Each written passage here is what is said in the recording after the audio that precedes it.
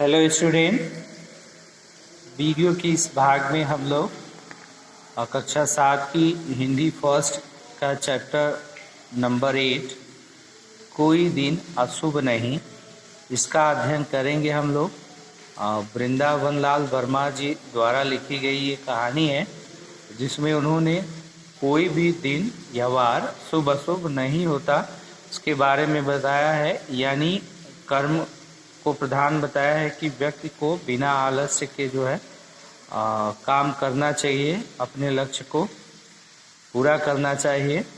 उसे किसी दिन को या समय को नहीं कोसना चाहिए, न ही इंतजार करना चाहिए।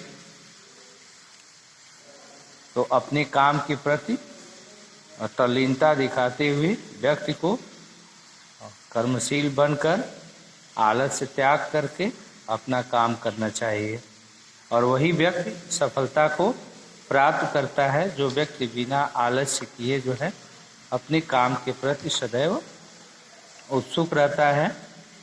देखिए, इस चैप्टर में कुछ कठिन शब्द आए हुए हैं। उस कठिन शब्दों को थोड़ा सा हम लोग जान लेते हैं उसके बारे में। हिमपात यानी ओली गिरना, पाले का पड़ना, सिगड़ी का अर्थ है अंगीठी, तल्लीन यानी मग्न, किसी काम में एकदम खोए रहना, किसी चीज में। स्तब्ध का अर्थ है स्थिर, संज्ञाहीन, यानी स्तब्ध रहना, एकदम स्थिर रहना, कुछ भी न जान पाना। उत्पात मतलब अशांति, उपद्रव, उधम, उत्पात। विध्वंस का अर्थ विनाश या बर्बादी। संयत जकड़ा हुआ, नियंत्रित, शांत रहना। निरापद का अर्थ है सुरक्षित। प्रयास यानी कोशिश, प्रयत्न। प्रतिवाद यानी विरोध। अविलंब का अर्थ तुरंत या झटपट, यानी बिना देर किए हुए, अविलंब। कुहराम, भगदड़, हलचल।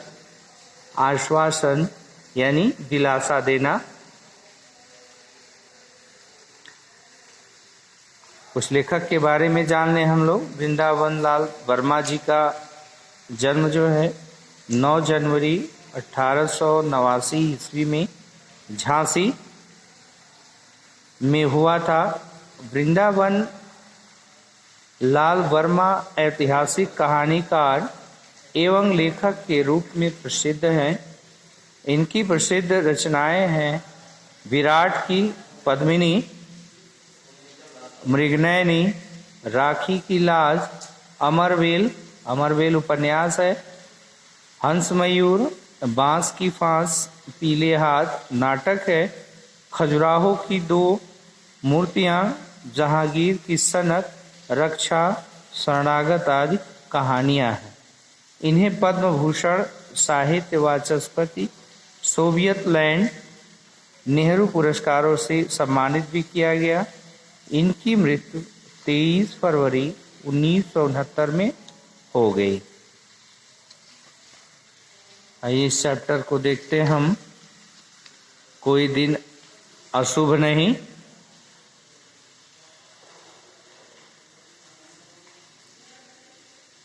यह कहानी वृंदावन लाल वर्मा द्वारा लिखी गई है। कोई भी दिन या वार शुभ या अशुभ नहीं होते। कहानी के माध्यम से लेखक ये बताना चाहता है कि कर्मशील बनकर तथा आलस्य त्याग कर काम के प्रति समर्पित होने वाला व्यक्ति ही सफलता को प्राप्त करता है। यानी हमेशा जो है आलस्य को छोड़ करके कर्म में लीन रहने वाला व्यक्ति ही सफलता को प्राप्त कर पाता है। दिसंबर का महीना, जिस पर इंग्लैंड के उस भाग की सर्दी जहां ब्राउन रहता था। दिसंबर का महीना है और इंग्लैंड की बात हो रही है, और इंग्लैंड की उस भाग की बात हो रही है जहां ब्राउन रहता था। कहाँ पे? ब्राउन जहाँ पर रहता था। और कहाँ पर रहता था? वह रहता था समुद्र किनारे के उस हिस्से में जहाँ फुहरा और हिमपात न चैन लेता था और न चैन लेने देता था। यानी वह समुद्र के किनारे उस भाग में रहता था जहाँ पर हमेशा कोहरा, बर्फ, हिमपात ये कभी चैन नहीं लेते थे, यानी रुकते नहीं थे सर्दियों के मौसम में, और न ही चैन लेने देते थे। ब्राउन अपनी बूढ़ी माँ, पत्नी और 2 बच्चों के साथ एक कमरे की दीवार की तह से लगी हुई सिगड़ी में कोयला झोंक झोंक कर आग ताप रहा था। ब्राउन अपनी बूढ़ी माँ, पत्नी और 2 बच्चों के साथ, जैसा कि आप यहाँ देख रहे हैं, ये उसकी माता जी, पत्नी और 2 बच्चे हैं, आग ताप रहा था। सांझ हो चुकी थी, यानी शाम हो चुकी थी। ब्राउन अंग्रेजी जहाजी सेना में एक पनडुब्बी सबमरीन का नायक रह चुका था। ब्राउन अंग्रेजी जहाजी सेना में एक पनडुब्बी सबमरीन, पनडुब्बी जो पानी के नीचे, जो जहाज पानी के अंदर चलती है तो पनडुब्बी कहते हैं, सबमरीन का नायक रह चुका था। जो ब्राउन था वो उसी जहाज का, यानी पनडुब्बी का नायक रह चुका था। नौकरी की चिंताओं से मुक्त होकर अब वह पेंशन पा रहा था, यानी अब वो रिटायर हो चुका था और नौकरी की चिंता अब उसे थी नहीं और वो पेंशन पा रहा था। ढलती आयु का था, ढलती आयु यानी उसकी आयु जो है ढल रही थी, समाप्त हो रही थी।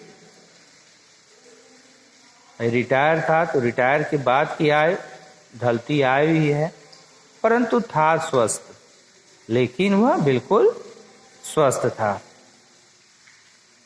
वह उस समय अपने और साथियों के कुछ समुद्री अनुभव रोचक ढंग से सुना रहा था, यानी वो अपने साथ की कुछ घटनाओं को और अपने साथ के रह रहे कुछ लोगों के समुद्री अनुभव को, यानी जब वो काम करता था तो उसी समय की घटना को बता रहा है, उसी समय की कुछ अनुभव हैं तो उसको सुना रहा था। बच्चे तल्लीन थे यानी एकदम मग्न थे उसमें, उसकी कहानी में एकदम डूबे हुए थे।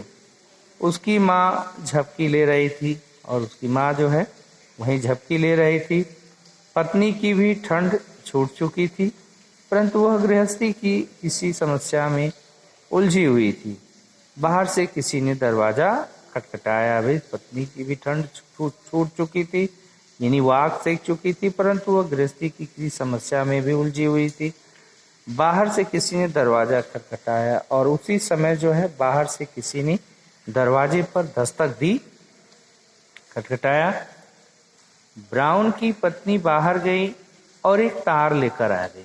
ब्राउन की पत्नी और दरवाजे पर जब दस्तक हुई तो वो बाहर गए और एक तार लेकर आ गई। तार देखिए, ये पहले के समय में एक प्रकार का ये मैसेज होता था, शॉर्ट मैसेज, जिस पर व्यक्ति जो है तुरंत एक्टिव हो जाता था तार पर, क्योंकि वह इमरजेंसी मैसेज माना जाता था। इमरजेंसी मैसेज होता था, शॉर्ट मैसेज होता था उसमें, तो मिलते ही व्यक्ति जो है एक्टिव हो जाता था बिल्कुल। वह तार लेकर आ गई। ब्राउन ने जल्दी से तार खोलकर, यानी उस पत्र को खोल करके वह पढ़ा और स्तब्ध रह गया, एकदम स्थिर हो गया। बुढ़िया भी जाग गई थी और अब बुढ़िया भी जाग गई थी। किसका तार है, क्या है इसमें? और उसने पूछा कि किसका तार है, क्या है इसमें, क्या मैसेज लिखा है? बुढ़िया ने पूछा। पत्नी की उत्सुक दृष्टि में भी प्रश्न था। अभी पत्नी भी उत्सुक थी और उसकी बोला तो कुछ नहीं, लेकिन उसकी दृष्टि में, उसकी नजरों में भी यही प्रश्न था कि आखिर क्या है ये। बच्चे हैरान थे। ब्राउन ने तार पढ़कर सुनाया, तुम तुरंत मुझसे मिलने आओ, विंस्टन चर्चिल। देखिए मैंने कहा अभी शॉर्ट मैसेज होता है, कुछ नहीं बताया गया है। बस ब्राउन ने तार पढ़कर जब सुनाया तो उसमें लिखा था, तुम तुरंत मुझसे मिलने आओ, बस विंस्टन चर्चिल। सन 1918 की बात है। उस समय चर्चिल अंग्रेजी जहाजी बेड़े का प्रधान अमात्य फर्स्ट लॉर्ड ऑफ एडमिरल्टी था। ये सन 1918 की यह बात है। उस समय चर्चिल अंग्रेजी जहाजी बेड़े का प्रधान अमात्य यानी सेना प्रमुख था। वह जल सेना प्रमुख फर्स्ट लॉर्ड ऑफ एडमिरल्टी था। जर्मनी में घोर युद्ध हो रहा था। जर्मनी में 1918 के समय में जर्मनी में घोर युद्ध हो रहा था। तुर्की भी जर्मनी के साथ युद्ध में शामिल था और तुर्की भी इस युद्ध में शामिल था जर्मनी के साथ। अमेरिका अंग्रेजों के साथ था। अमेरिका अंग्रेजों के साथ था, परंतु भूमध्य सागर में जर्मनी की पनडुब्बियों और तुर्की की एक ड्रेडनॉट भारी भरकम फौजी जहाज है। ड्रेडनॉट एक जहाज है जो भारी भरकम जहाजों ने जो उपद्रव मचा रखा था, यानी बहुत भारी भरकम वो जहाज थी जिसने भूमध्य सागर में खूब उत्पात वो उपद्रव मचा रखा था, यानी अशांति फैला रखा था उन जहाजों ने। उसके कारण स्वेज नहर का मार्ग बंद हो गया था और उसी के कारण स्वेज नहर का मार्ग बंद हो गया था। न अमेरिका कुछ कर पा रहा था और न इंग्लैंड, यानी दोनों असमर्थ थे, दोनों कुछ कर नहीं पा रहे थे। युद्ध ने भयानक रूप धारण कर रखा था और युद्ध ने भयानक रूप धारण कर रहा था। खूब अशांति फैली हुई थी। उस ड्रेडनॉट टर्की के जो ड्रेडनॉट जहाज थे खूब उत्पात उन्होंने मचा रखा था वहाँ। ब्राउन समाचार पत्र में पढ़ता रहता था। भाई समाचार पत्रों के द्वारा ब्राउन को तो जानकारी मिलती ही रहती थी। चर्चिल ने क्यों बुलाया उसे आश्चर्य था, लेकिन चर्चिल ने उसे क्यों बुलाया उसे इसके लिए आश्चर्य था। पत्नी ने कहा, अपने ही देश में कोई काम देना चाहते होंगे चर्चिल, शायद जहाज या नावें बनवाने का कार्य या उनकी देखभाल, ऐसा उनकी पत्नी ने कहा। माँ बोली, पेंशन दे दी है, ब्राउन को विश्राम लेने दें। माता का ये कथन है, उनकी माँ का ब्राउन की कि पेंशन तो दे दी है, अब थोड़ा विश्राम लेने दें। देखूं चर्चिल ने क्यों बुलाया, न मालूम क्या बात है, जाने पर पता चलेगा। धीमे स्वर में ब्राउन ने कहा। ये बातें किसने कही कि देखो चर्चिल ने क्या बुलाया, क्या बात है, जाने पर पता चलेगा। तो यह धीमे स्वर में धीमी आवाज में ब्राउन ने ऐसा कहा, हमें कहानी सुनाओ, कहानी अभी अधूरी है। तब तक बच्चों का आग्रह, तो हमें कहानी सुनाओ, कहानी अभी अधूरी है, क्योंकि बच्चे तो कहानी सुनने में तल्लीन थे। ब्राउन की अनुभवों को जानने के लिए वह उत्सुक थे और उसी में तल्लीन थे और उन्होंने आग्रह किया, यानी एक बच्चे ने आग्रह किया कि हमें कहानी सुनाओ, कहानी अभी अधूरी है। और ब्राउन फिर जो है कहानी कहने लगा। दूसरे दिन की पहली गाड़ी से ब्राउन लंदन के लिए रवाना हो गया और दूसरे दिन की पहली गाड़ी से ब्राउन लंदन के लिए रवाना हो गया।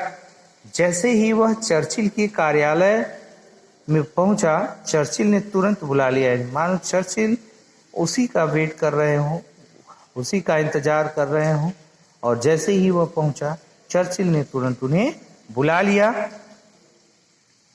इधर ब्राउन ने फौजी सलाम किया, उधर जल सेना के प्रधान चर्चिल की चिंता मग्न मुख रेखाओं में मुस्कान उभर आई। देखिए, इधर ब्राउन ने फौजी सलाम किया और उधर जल सेना के प्रधान, जल सेना के प्रमुख चर्चिल की चिंता मग्न यानी चिंता में डूबी हुई उस मुख पर मुस्कान आ गई। चर्चिल ने कहा, तुर्की का ड्रेडनॉट जहाज भूमध्य सागर में उत्पात मचा रहा है, तुम उस उत्पात को मिटा सकते हो। इसी विश्वास पर मातृभूमि ने तुम्हारा स्मरण किया है, यानी तुम अब उस चर्चिल ने कहा कि तुर्की का जो ड्रेडनॉट जहाज है भूमध्य सागर में खूब उत्पात मचा रहा है और उसका सामना तुम ही कर सकते हो, और इसी विश्वास पर जो है इस मातृभूमि ने तुम्हें याद किया है। तैयार हो जाओ। जो आज्ञा। ब्राउन के मुंह से यह शब्द निकला, जो आज्ञा। मैं जानता था कि पेंशन ले लेने पर भी तुम मातृभूमि की सेवा से मुंह न मोड़ोगे।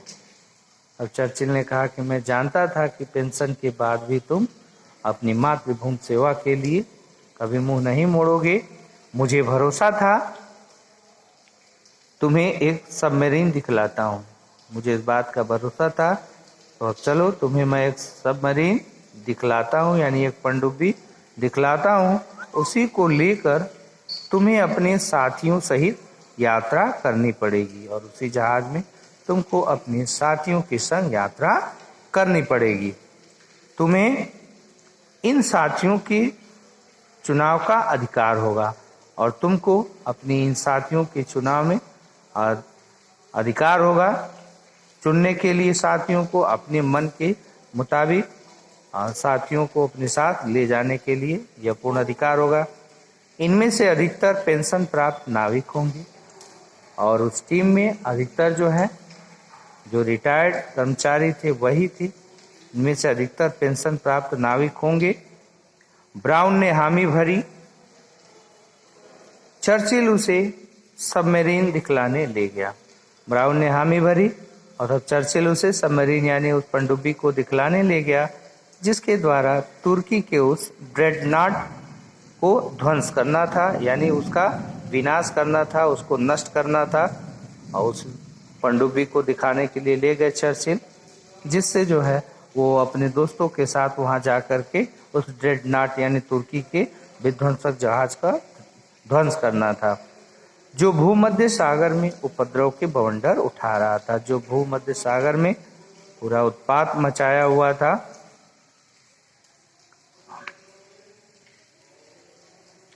स्टूडेंट, आज के वीडियो में बस इतना ही। आगे के भाग को लेकर के हम फिर उपस्थित होंगे। तब तक के लिए स्टूडेंट और ध्यान रखें अपना।